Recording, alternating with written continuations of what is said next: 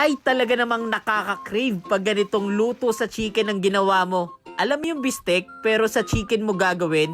Ay namit talaga, promise.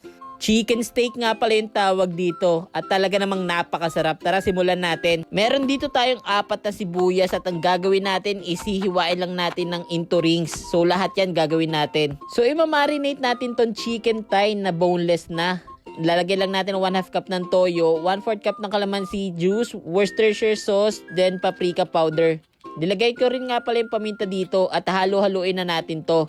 Mas maganda to kung imamarinate natin to for overnight. Pwede naman 2 hours lang. So ayan na, itatabi lang natin.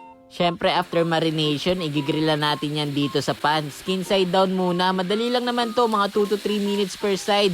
At once na napansin nyo medyo luto na, syempre isa-set aside na natin. Para mas malasa, ilagay na natin yung sibuyas. I-glaze lang natin to para talaga mas malasa. Pag nagganyan na itsura, lagay na natin yung mga manok kasama yung juices niya. Pati yung pinagmarinitan, sama na natin. Maglagay din tayo 1 cup of water dito. Takpan lang natin to for 15 minutes. Medyo napapansin nyo, medyo naiga na. Naglagay ako all-purpose cream dito para talagang mas creamy at mas masarap. Yan yung sikreto dyan. Naglagay pa ako ng mga natirang sibuyas dito sa taas para naman talagang may extra crunch. At pag ganyan na yung itsura, pwede na natin tong iserve. Ito na ang aking chicken steak. Salamat sa panonood guys ha.